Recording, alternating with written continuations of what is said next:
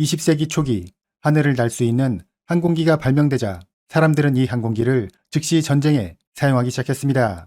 이렇게 항공기가 여러 전장에서 활용되기 시작하면서 항공작전의 종류도 다양해지는데 대표적으로는 제공작전, 대지작전, 대함작전, 공수작전, 정찰작전 등이 있습니다. 이 영상에서는 항공기의 대지작전, 그 중에서도 근접 항공 지원에 대해 알아보겠습니다. 항공기가 적 지상군이나 여러 시설들을 파괴하는 것을 대지 공격이라 할 수 있는데 대지 공격은 크게 항공 차단과 근접 항공 지원으로 나눌 수 있습니다. 이 중 항공 차단은 전선 후방에 위치한 적의 보급시설이나 발전소, 생산시설, 증원부대 등을 무력화시키는 것을 말하며 적 후방으로 침투하는 만큼 공격기 편대뿐만 아니라 그들을 호위하는 제공 전투기, 적 방공망 제압을 위한 시드 작전기, 정가 확인을 위한 정찰기 등 대규모 부대가 동시에 운용되는 것을 특징으로 하고 있습니다. 이에 반해 근접 항공 지원은 전선에서 현재 아군과 전투를 치르고 있는 적 지상군을 공격하는 것으로 항공 차단에 비해서는 소수의 항공기가 투입되며 작전 시에는 아군에 의해 제공권이 완전히 확보되었다는 것을 전제로 합니다. 근접 항공 지원이 본격적으로 실시된 시기는 2차 대전 당시 독일군에 의해서였습니다. 독일군은 대규모 전차와 기갑 차량을 이용한 전격전을 실시했는데 여기에는 융커스 87, 슈투카 급강하 폭격기가 근접 항공 지원기로 운용되었던 것입니다. 슈투카는 독일군 기갑부대에 앞서 전장에 투입되어 연합군에 큰 피해를 입혔으며 그들의 화력으로 독일군은 손쉽게 기동전을 수행할 수 있었습니다. 이렇게 슈투카의 활약이 이어지자 소련군은 일류신2 슈투르모빅, 미군은 P-47 썬더볼트, SBD 돈틀리스와 같은 극강화 폭격기를 서둘러 전선에 투입했습니다. 한국전쟁에서는 근접 항공 지원기가 좀 더 다양해졌는데 기본적으로 P-51 무스탕이 큰 활약을 했으며 F-86 세이버나 F-9F 펜사와 같은 제트 전투기가 등장하기도 했습니다. 제트 전투기는 빠른 속도로 목표 지역에 도달해 폭탄을 투하하고 신속히 이탈할 수 있기 때문에 적시성과 조종사의 생존성을 높일 수 있었습니다. 한국전쟁에서 미군은 전선 통제기를 처음으로 운용하기도 했습니다.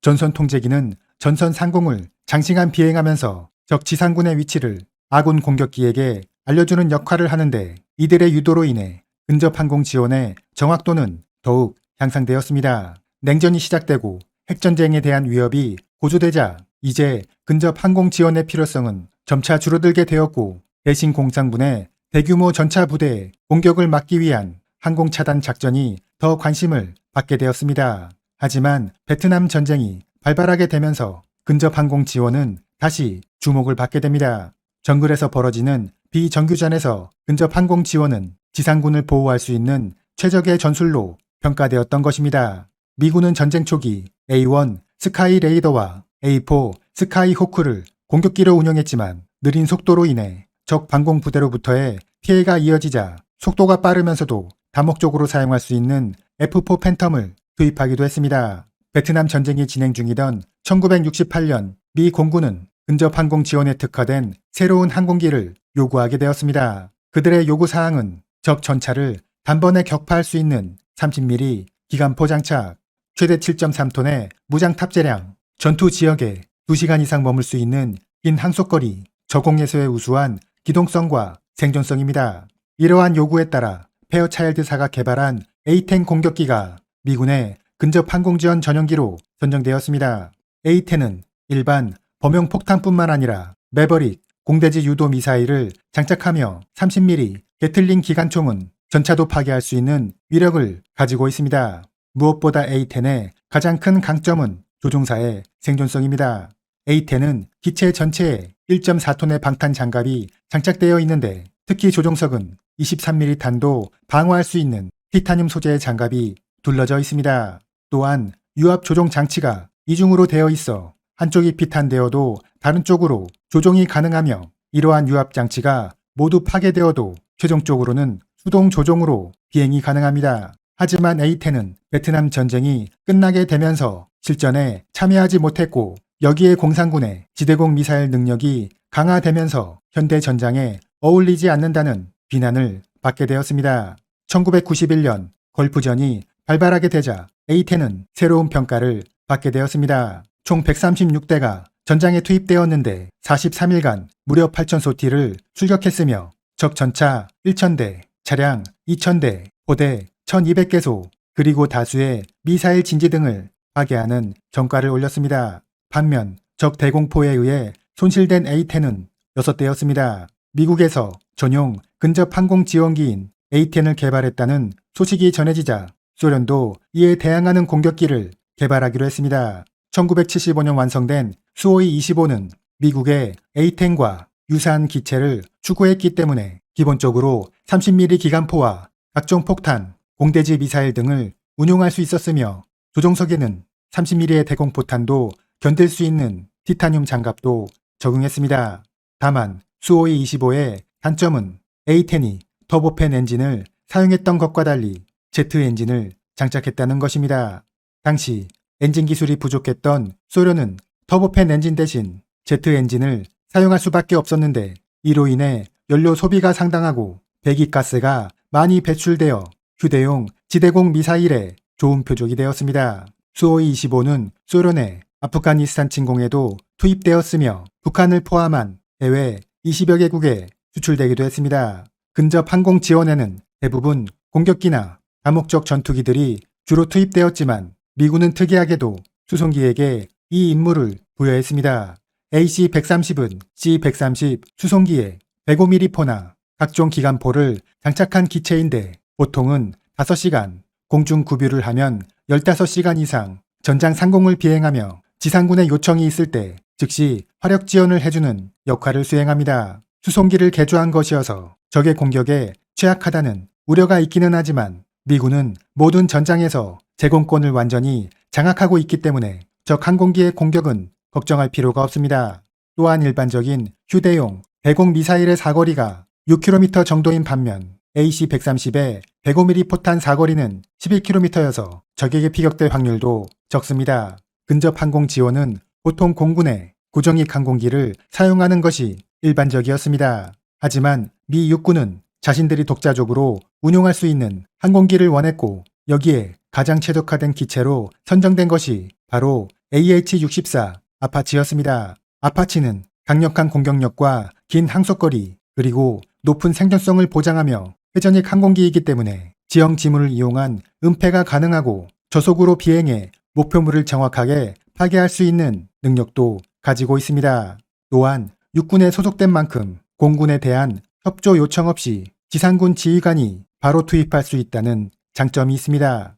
2000년대 초반 벌어진 아프가니스탄 전쟁과 이라크 전쟁에서 미군은 폭격기를 근접 항공 지원에 사용하기 시작했습니다. 그들은 B-50이나 B-1B 폭격기에 수십 발의 제2단 폭탄을 장착하고 전장 상공을 오랫동안 비행하고 있다가 지상군이 요청하면 목표 지점에 GPS로 유도되는 폭탄을 투하하는 방식으로 근접 항공 지원을 실시했습니다. 당시 B-1B 폭격기는 미 공군의 전체 출격 소티에서 5% 정도만을 차지했지만 투하한 폭탄의 양은 무려 40%에 달했습니다. 근접 항공 지원은 지상군의 요청을 받아 주로 공군이 수행하는 만큼 두 군종 간의 협조가 잘 되지 않는 경우도 있어 간혹 서로에 대한 불만을 표출하기도 합니다. 먼저 지상군은 공군의 근접 항공 지원이 신속하게 이루어지지 않는다는 불만을 가지고 있습니다. 일반적으로 전장에서 적과 치열한 전투를 벌이고 있는 지상군은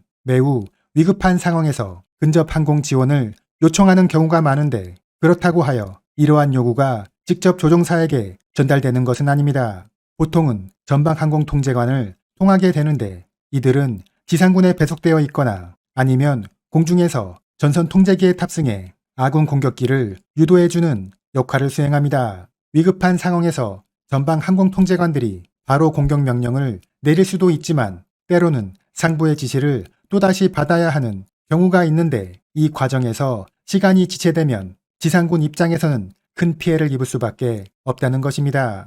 다음은 오폭의 가능성입니다. 전장에서는 전방항공통제관의 잘못된 유도 혹은 조종사의 조종 미숙으로 인해 투하된 폭탄이 아군에게 떨어지는 경우도 있는데 이렇게 되면 불필요한 희생자가 발생할 뿐만 아니라 경우에 따라서는 전투에서 허무하게 패배하는 상황까지 벌어질 수 있습니다. 이러한 상황은 훈련이 매우 잘 된 미군의 경우에도 간혹 발생하게 되는데 1991년 걸프 전쟁에서 A-10 공격기가 적 전차를 향해 매버릭 미사일을 발사했는데 발사된 미사일이 갑자기 방향을 틀어 아군 장갑차에 명중된 일이 있었습니다. 이 일로 인해 장갑차에 타고 있던 전투병 7명이 모두 전사하고 말았습니다. 물론 조종사가 의도한 것은 아니지만 지상군 입장에서는 동료들이 희생되는 것을 목격하면서 공군에 대한 원망을 가질 수밖에 없었습니다. 근접 항공 지원에 대한 불만은 공군에도 있습니다. 먼저 공군의 임무 우선순위입니다.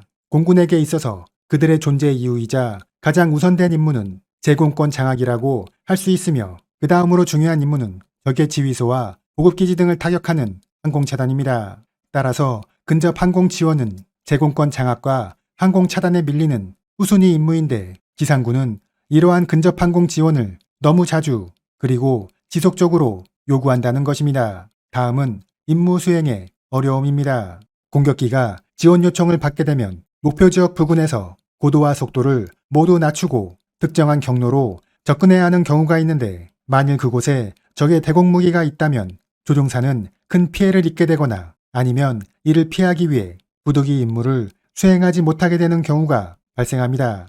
이러한 사정을 알 리 없는 지상군은 공군이 지원 요청에 응답하지 않는다는 불만을 가질 수밖에 없습니다. 이렇게 근접 항공 지원은 공군이 지상군을 지원해주는 방식이어서 두 군종 간의 갈등이 발생할 수밖에 없지만 전 세계에서 유일하게 한 군종만은 이러한 갈등이 없는데 그것은 바로 미 해병대입니다.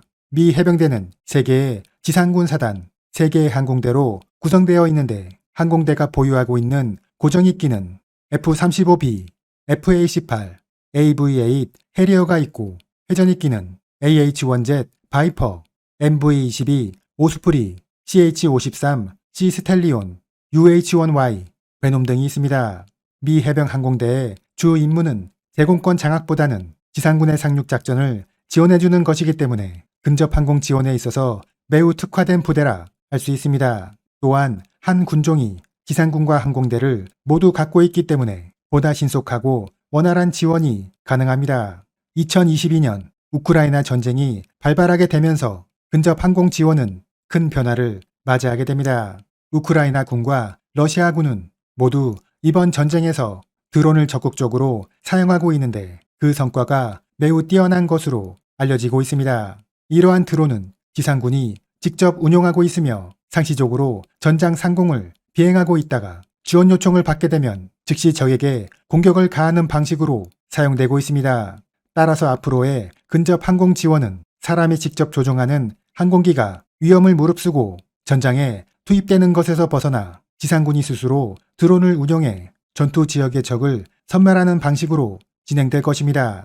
근접 항공 지원, 공군에게 있어서 이 임무는 위험성이 높으면서도 중요도는 떨어지기 때문에 다소 거추장스럽게 느껴지기도 하지만 전장에서 전투를 수행하는 지상군 입장에서는 나와 동료들의 생사를 결정 지어주는 아주 중요한 지원 작전이라 할 수 있습니다. 공격하는 입장에서는 기쁘고 짜릿하며 한편으론 낭만적이기까지 한 근접 항공 지원, 앞으로는 이러한 방식의 작전이 점차 줄어들 것이라는 점에서 밀리터리 매니아 입장에서는 다소 아쉬움이 남기도 합니다. 이상으로 마치겠습니다.